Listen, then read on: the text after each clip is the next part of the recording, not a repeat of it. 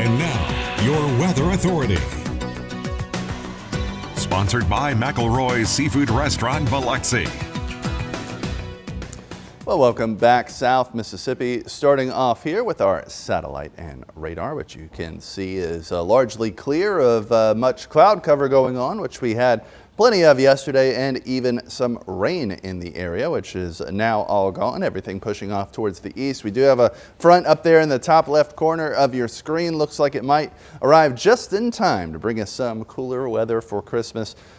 Would probably bring some rain along with it, so it's a good thing it's going to miss us off to the north and east. But we'll continue bringing in that more humid air and kind of keep us right where we are. So looking outside right now, let's see if we can do that. I've been having some trouble with my cameras. There we go. Looking pretty good. Beautiful shot here from the Scarlet Pearl as we look towards the northwest. You can see all the sunshine. You can see the shadows starting to stretch out as the sun climbs higher in the sky. But also you can see that little mistiness out there on the horizon. So some excuse me, choking.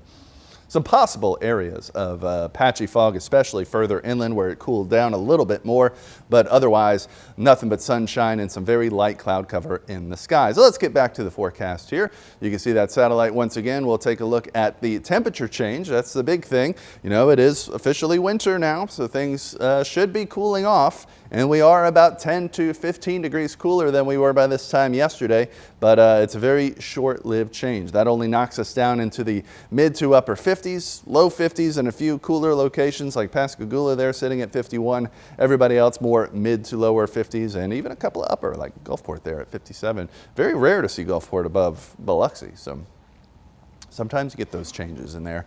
But that was it, that short term cooling there, because we're going to warm up from where we were yesterday afternoon as we head into the day. After our somewhat misty, foggy, drier start there, we'll be warming up nicely all the way into the upper 70s under mostly sunny skies, with that mistiness slowly giving way as we warm up a little bit more and winds shifting southerly on us now, southeasterly at least, at about 5 to 10 miles per hour. So not a very strong wind. The front doesn't get close enough to really increase it too much there and bring us that big surge. It would probably have us in the mid 70s for our highs.